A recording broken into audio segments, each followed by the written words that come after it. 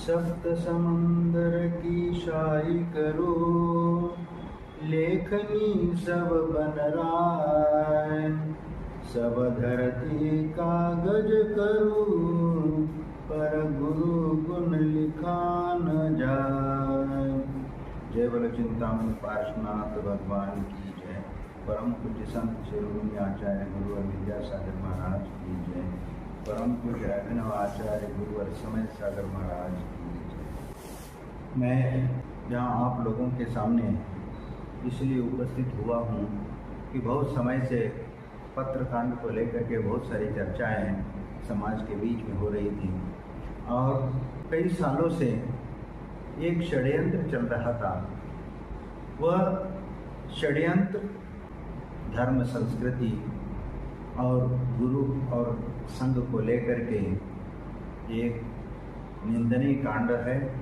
और इसलिए मैं यहाँ पर बात बताना चाह रहा हूँ कि जिस जिज्ञासा समाधान में एक श्रावक ने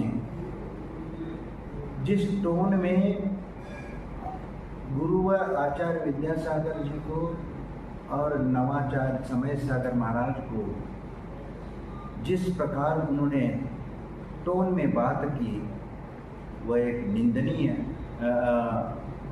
बात है। क्योंकि श्रावक को इस प्रकार किसी साधु या आचार्य को लेकर के इस प्रकार का बोलना नहीं चाहिए। उनको अपनी औकात समझ में आना चाहिए। जो श्रावक दो कौड़ी का नहीं है और वह उन आचार्य के बारे में ऐसी उल्टी सीधी बात करे, ये शोभा नहीं देती।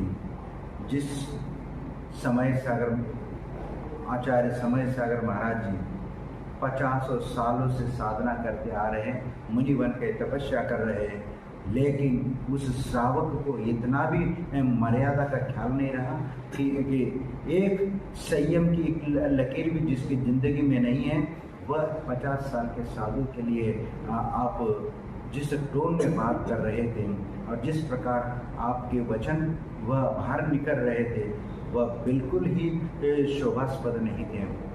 गंधर्वों के बीच से बाहर आ जाओ, चाणक्यों के बीच से बाहर आओ, ये क्या शोभा देती है तुम्हारे लिए? किसी साधु को तुम्हारे लिए किसी का हक नहीं बनता कि किसी साधु के लिए या किसी आचार्य परमेष्ठी के लिए इस प्रकार के आप उसका संबोधन करें।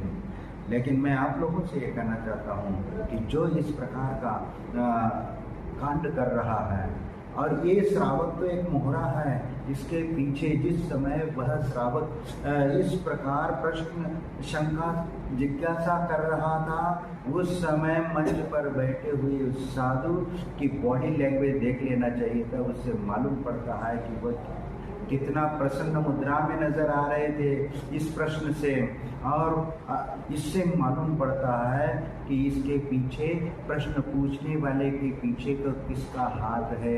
क्योंकि ये प्लांटेड प्रश्न थे जो कागज लेकर के वह श्रावक उन जिज्ञासाओं को पूछ रहा था। लेकिन ये हमें ध्यान रखना चाहिए कि गुरु के लिए इस प्रकार उनके प्रति आलोचना और निंदा का वचन बोलना ये शोभा नहीं देती। और एक बात ये भी है कि जब उस श्रावक ने इस प्रकार बोला और समाज में एक आंदोलन शुरू हो गया और उसके प्रति निंदा हर जगह होने लगी और साधु संतों ने भी उसकी आलोचना करना शुरू कर दी, तब तीन चार दिन बाद वह कहने लगे कि उसको हमारे मंच पे ही आ करके उस श्रावक को बोलना चाहिए। भैया, जिस समय जिस मंच पर आपको ये प्रश्न पूछ रहा था, उसी समय आप उसको टोक देते, उसको रोक देते और उनके ऐसे अभद्र प्रश्न के लिए आप उनको प्रताड़ित करते, लेकिन आपने ऐसा नहीं किया। इसका मतलब ये सिद्ध होता है कि तुम उस प्रश्न के वाकिफ थे और तुम उस प्रकार आप चाहते थे इस प्रकार का प्रश्न पूछा जाए, और इसलिए इस प्रकार आपने वह कृत्य किया है परोक्ष रूप में।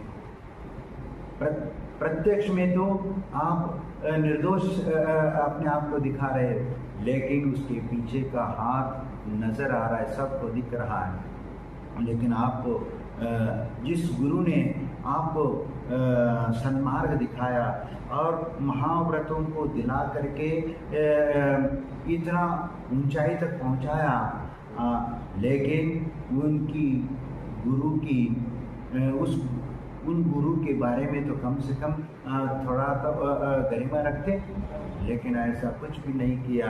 एक पद के पीछे तुमने अपने गुरु को निंदा की, और एक नवाचार्य के प्रति भी आपने जिस ढंग से बातें करवाई वह शोभास्पद नहीं है एक साधु के लिए। क्योंकि आपको यदि आचार्य पद लेना था तो आपने बोला कि आर्जव सागर महाराज जी ने आचार्य पद ले लिया, उत्तम सागर जी ने ले लिया, पुण्य सागर महाराज जी ने आचार्य पद ले लिया, तो उस समय कोई आवाज़ नहीं उठी। हमने अभी लिया भी नहीं और हमारी आवाज़ उठने लगी। हाँ, लेकिन आप क्या समझते हो कि इस प्रकार तुम्हारी ये समझ रहे होंगे कि मैं आचार्य बन जाऊंगा तो लोगों में घबराहट होने लगी, हो खौवा बना दिया, ऐसे आप जिस प्रकार एक्शन करके दिखा रहे थे, इससे मालूम पड़ता है कि आपने इस प्रकार का जो काम किया है वह एक निंदनीय काम किया है। क्योंकि एक पद के पीछे आप गुरु को बदनाम करके और एक नवाचार्य को बदनाम करके तुम आचार्य बनना चाहते हो, पद प्राप्त करना चाहते हो, ये इससे निंदनीय और कुछ नहीं हो सकता। यदि तुम्हें आचार्य बनना ही है तो जैसे आर्जव सागर, उत्तम सागर या पुण्य सागर बनाए उसी प्रकार तुम भी बनते। तुम्हें कौन रोक रहा? बनना तो तुम भी बन जाओ ना। लेकिन इस प्रकार का नाटक और ये पत्राचार का कांड में दूसरों को निंदा करके, दूसरों की आलोचना करके आप बनना चाहते हो और समाज में अपने आप को शेर समझते हो। यदि आप वास्तव में आप यदि गुरु भक्त थे, गुरु भक्त शिष्य थे, तो आप इस प्रकार का व्यवहार कभी नहीं करते। और जिस प्रकार आपने जिस पद को लेकर के ये हो हंगामा चल रहा है, और मैं उस समाज से भी कहना चाहता हूँ जो इन्होंने जिस प्रकार जुलूस निकाल करके इस प्रकार का प्रदर्शन किया, वैसे ये मुझे भी अच्छा नहीं लगा, क्योंकि घर की बात घर में होना चाहिए, रोड पे नहीं आना चाहिए था। लेकिन जिस व्यक्ति ने गुरु के प्रति इस प्रकार व्यवहार किया गया है और नवाचार्य के प्रति जिस शब्दों का प्रयोग किया गया है, ये बिल्कुल भी निंदनीय है। उस श्रावक ने भी इस प्रकार जो हरकत की है वह भी गलत है, और उस श्रावक को भी ऐसा नहीं करना चाहिए था।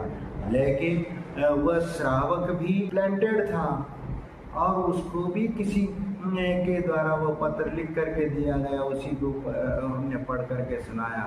लेकिन जिस टोन में वो बात करी वह टोन प्रशंसनीय नहीं है, वह निंदनीय है। इसलिए मैं उनसे कहना चाहता हूँ कि आपको आचार्य पद की इतनी लालसा है तो बोलो, कौन रोका है तुम्हें? जब 2-3 महाराज पहले आचार्य बन चुके हैं तो तुम भी एक बन जाते। लेकिन ये तमाशा तो नहीं करते। ये तमाशा करके तुम बताना क्या चाहते हो? यानी इसका मतलब कि नवाचार्य जो है वह आपको अनुमति दे। इस प्रकार गुरु की निंदा करके तुम ऐसे पद प्राप्त करना चाहते हो, ये बिल्कुल ही योग्य नहीं है। और आपने जिस प्रकार ब्रह्मचारी और ब्रह्मचारिणी के लिए कुत्ता कुतिया जैसे शब्दों का प्रयोग किया है, ये तुम्हारे लिए शोभा नहीं देती। क्योंकि एक महाव्रती होकर एक भाषा समिति का पालन करना चाहिए था, लेकिन आपने इस प्रकार कोई भाषा समिति का प्रयोग नहीं किया और ये महाव्रत के लिए बिल्कुल ऐसे शब्दों का प्रयोग करना शोभा नहीं देता। और आपने ऐसे काम किए हैं, ऐसे शब्दों का प्रयोग किया है, ये बिल्कुल निंदनीय है। कोई भी सभ्य समाज में जिसको अच्छा नहीं समझेंगे, इसलिए आप एक महाव्रती होने के नाते इस प्रकार अपशब्दों का प्रयोग करना यदि बंद करें तो बहुत अच्छी बात है। और जिन शासन की प्रभावना करनी है करिए, आपको कोई मना नहीं है, जितनी प्रभावना करनी करिए, उसके लिए पूरा समाज आपके साथ है। लेकिन इस प्रकार गुरु की निंदा करके आप इस प्रकार प्रभावना करना चाहते हो तो ये गलत बात है। और इस प्रकार आप गुरु और आचार्य परमेष्ठी की निंदा करके तुम तो धर्म को ही बदनाम कर रहे हो और इस प्रकार का पाप तुम कर रहे हो। और इस पाप को ऐसे पाप की दुर्गति क्या होती है आप तो स्वयं समझदार है, लेकिन फिर भी आप इस प्रकार के कुकृत्य करते जा रहे हो, ये शोभा नहीं देती। और इसलिए मैं आप लोगों से और क्या कहूँगा कि इस प्रकार का असभ्य व्यवहार या श्रावकों के द्वारा इस प्रकार आलोचना और किसी का पुतला जलाना और ये करना, इस प्रकार के कृत्य उन श्रावकों को शोभा नहीं देती। अरे वो एक व्रती लोगों की आप पुतला जला रहे हो और किसी के कहने से आप लोग पुतला जला रहे हो, ये बहुत बड़ी निंदनीय बात है। इसलिए मैं सब लोगों से ये विनती करना चाहता हूँ कि इस प्रकार का जो धर्म की यहाँ पर निंदा होती हो, गुरु की निंदा होती हो और दुष्प्रचार धर्म का होता हो, तो ऐसा हम कभी भी नहीं चाहेंगे। और वह श्रावक भी इस बात को ध्यान रखेंगे कि जिन शासन की प्रभावना में कोई कमी नहीं आना चाहिए, लेकिन जिन शासन को मलिन करने का काम न करे, चाहे वह कोई साधु हो चाहे और कोई भी श्रावक हो। लेकिन मैं सबसे ये कहना चाहूँगा कि जिन शासन को मलिन करने का काम न करें, ये मैं अपेक्षा करता हूँ परम पूज्य संत शिरोमणि आचार्य गुरुवर विद्यासागर महाराज की।